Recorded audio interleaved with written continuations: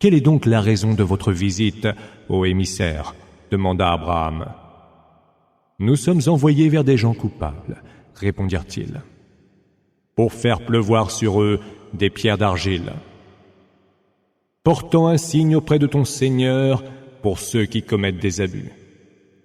Nous en fîmes évacuer ceux qui étaient croyants, mais nous n'y trouvâmes qu'une seule maison de croyants soumis. Et nous y laissâmes un signe pour ceux qui craignent le supplice très douloureux. Il est aussi un signe en Moïse que nous envoyâmes à Pharaon muni d'une évidente preuve d'autorité. Mais il se détourna, conforté dans son pouvoir, et dit « Voilà bien un magicien ou un fou ». Nous nous saisîmes alors de lui et de son armée et les précipitâmes dans les flots. Il y disparut, blâmé et réprouvé. Un autre signe fut celui des Hades, sur lesquels nous déchaînâmes des vents ravageurs, qui ne laissèrent rien sur leur passage, qu'ils n'aient réduit en poussière. De même, les Thamoud, lorsqu'il leur fut dit « Jouissez donc de vos biens pour un temps ». Ils se dressèrent contre l'ordre de leur Seigneur et furent emportés par la foudre alors qu'ils ne faisaient que regarder impuissants. Ils ne purent ni se lever, ni triompher de ce qui leur arrivait. Ainsi en fut-il du peuple de Noé, qui était aussi un peuple de pervers. Le ciel, c'est nous qui l'avons puissamment bâti, et nous ne cessons de l'élargir. La terre, c'est nous qui l'avons étendue et aménagée. Quel excellent aménageur nous sommes. De toutes choses, nous avons créé un couple, afin que vous y réfléchissiez. Fuyez vers Allah. Je viens vers vous de sa part, en avertisseur explicite. N'associez à Allah aucune autre divinité. Je viens de sa part, en avertisseur explicite. Ainsi, il n'était venu vers ceux qui les avaient devancés aucun messager, sans qu'il n'ait dit de lui « Voilà bien un magicien ou un fou ». Se serait-il passé le mot à son sujet? Non, c'est plutôt un peuple rebelle. Détourne-toi d'eux, tu n'en seras point blâmé. Et rappelle, car le rappel profite aux croyants. Je n'ai créé les djinns et les hommes que pour qu'ils m'adorent. Je ne leur réclame aucune subsistance, ni n'attends qu'ils me nourrissent. Allah, lui, est le dispensateur de subsistance, le très fort, l'inébranlable. Ceux qui ont commis des injustices auront une part de châtiment identique à celle de leurs semblables des temps passés. Qu'ils ne soient donc pas empressés de hâter le châtiment. Malheur à ceux qui ont mécru, quand viendra ce jour qui est le leur et dont ils sont menacés. Au nom d'Allah, le tout clément, le tout miséricordieux. Par le mont, par un livre écrit, sur un parchemin que l'on déplie, par la maison emplie d'adorateurs, par la voûte bien haute, et par la mer embrasée. Le supplice de ton Seigneur s'accomplira sans nul doute. Rien ne pourra le repousser. Le jour où le ciel se mettra à tournoyer intensément, et les montagnes se mettront réellement en mouvement. Malheur, ce jour-là, aux négateurs obstinés, qui se complaisent dans de vaines paroles. Ce jour-là, ils seront précipités dans le feu de la géhenne. Voici le feu que vous teniez pour un mensonge. Est-ce donc de la magie ou ne voyez-vous pas clair? Entrez-y et brûlez. Que vous le supportiez ou que vous ne le supportiez pas, la chose sera pour vous égale. Vous n'êtes rétribués que pour ce que vous faisiez. Les gens pieux seront dans des jardins, au milieu des délices, y jouissant de ce que leur Seigneur leur aura accordé, et heureux que leur Seigneur les ait préservés du supplice de la fournaise. Mangez et buvez en paix, c'est là le prix de vos œuvres. Ils seront accoudés sur des lits bien disposés, et nous leur donnerons comme épouses des houris aux grands yeux noirs. Ceux qui ont cru puis ont été suivis dans la foi par leur progéniture, nous les ferons rejoindre par leur descendance, sans rien diminuer du mérite de leurs œuvres, chaque individu devant répondre de ce qu'il aura accompli. Nous leur donnerons à profusion les fruits et les viandes dont ils auront envie. Ils y feront tourner entre eux une coupe de vin, qui n'est la cause ni de propos futiles, ni n'induit au péché. De jeunes serviteurs à leurs ordres circuleront entre eux, tels des perles soigneusement conservées dans leur coquillage. Ils s'élanceront les uns vers les autres, en s'interrogeant. Quand nous étions autrefois parmi les nôtres, nous redoutions le châtiment d'Allah. Allah nous a donc fait grâce en nous épargnant le tourment de As-Samoum. C'est lui que nous invoquions autrefois, car c'est lui le bienfaiteur, le tout miséricordieux. Adresse-leur donc un rappel, car par la grâce de ton Seigneur, tu n'es ni devin, ni fou. Or, s'ils disent « c'est un poète », attendons que la mort vienne l'emporter, lui et son message. Réponds-leur « attendez donc, je serai avec vous à attendre ». Serait-ce leur raison qui leur ordonne de telles allégations? Ou bien sont-ils des gens enclins à la démesure? Ou alors diront-ils « c'est lui qui l'a inventé ». Or, ce sont eux qui n'y croient pas. Qu'ils apportent donc un discours qui lui soit semblable, si ce qu'ils disent est vrai. Ont-ils été créés de rien, ou sont-ils leurs propres créateurs? Ou ont-ils eux-mêmes créé les cieux et la terre? Non, ils n'ont aucune certitude.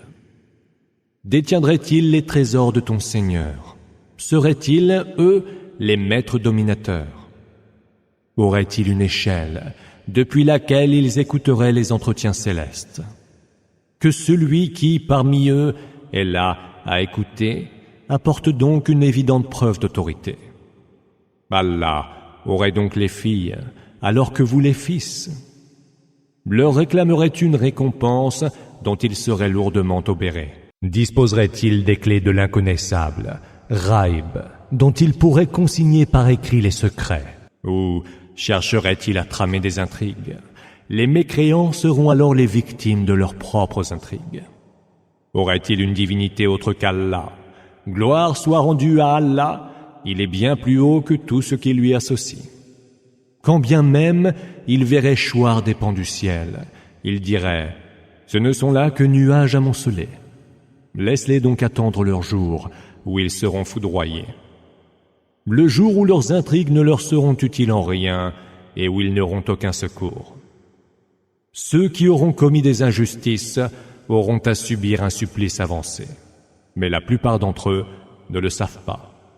Prends donc en patience le jugement de ton Seigneur, car nous t'avons sous nos yeux. Rends gloire à ton Seigneur et célèbre ses louanges en te levant. Et glorifie-le durant une bonne partie de la nuit et quand déclinent les étoiles. Au nom d'Allah, le tout clément, le tout miséricordieux. Par l'étoile quand elle choit. Votre compagnon ne s'est pas égaré, pas plus qu'il ne s'est fourvoyé. Il ne prononce rien qui soit dû à la passion. Il s'agit d'une révélation qui lui est inspirée. Celui qui l'a initié est d'une force inouïe et d'une vigueur extrême. Il se manifesta alors qu'il se trouvait à l'horizon suprême. Puis il s'approcha et resta suspendu. Il était alors à une distance égale à la longueur de 2 arcs, mis bout à bout ou en deçà encore. Allah, par son intermédiaire, révéla à son serviteur ce qu'il révéla. Le cœur ne peut mentir devant ce qu'il a vu. Allez-vous donc disputer de ce qu'il a vu, de ses propres yeux vus? Il l'avait déjà vu une autre fois, près du lotus de la limite, Sidrat al-Muntaha, Sourate 53, At-Najm, l'étoile. Au nom d'Allah, le lotus était alors couvert de ce qui devait le couvrir. Le regard du prophète n'a point dévié ni transgressé les limites. Ainsi put-il voir les plus grands signes de son Seigneur. Avez-vous donc considéré Al-Lat et Al-Uzza et Manat, cette autre 3e divinité? Vous auriez donc des enfants mâles, et lui des filles? Voilà un partage bien injuste. Ce ne sont là que des noms que vous avez forgés vous-même, ainsi que vos ancêtres, sans qu'Allah n'ait révélé à leurs propos aucune évidente preuve d'autorité. Ils ne font donc que suivre les suppositions et les exigences de leur propre passion. Pourtant, la juste direction, Huda, leur est parvenue de leur Seigneur, à moins que l'homme ne veuille avoir tout ce qu'il désire. À Allah appartiennent la vie dernière et la vie première. Combien d'anges se trouvent dans les cieux et dont l'intercession est inutile, sauf après qu'Allah l'aura permis à qui il voudra et dont il sera satisfait. Ceux qui ne croient pas en l'autre monde attribuent aux anges des noms féminins. Ils n'en ont cependant aucune science et ne font que suivre des suppositions. Or, les suppositions ne sauraient dispenser en rien de la vérité. Détourne-toi donc de quiconque s'est lui-même détourné de notre rappel et qui ne veut rien d'autre que la vie en ce bas monde. Voilà jusqu'où peut aller leur savoir. Ton Seigneur sait le mieux qui s'est égaré de son chemin et il sait le mieux qui est toujours guidé dans la juste direction. À Allah appartient ce qu'il y a dans les cieux et sur terre, afin qu'il rétribue ceux qui auront fait le mal selon leurs œuvres, et ceux qui auront fait le bien par la plus belle des récompenses. Ceux-là qui évitent les péchés majeurs et les turpitudes, et ne faiblissent que devant les peccadilles. Vaste est le pardon de ton Seigneur. Il en sait sur vous mieux que personne quand il vous a créé à partir de la terre, et que vous n'étiez que des embryons dans les ventres de vos mères. Ne vous tenez pas trop pour des gens purs et infaillibles, car lui, c'est mieux qu'il le craint pieusement. Ne vois-tu donc pas celui qui a tourné le dos à notre rappel, qui a donné peu, puis s'est abstenu de donner? Aurait-il par-devers lui la science de l'inconnaissable, Ghaib, au point qu'il voit tout?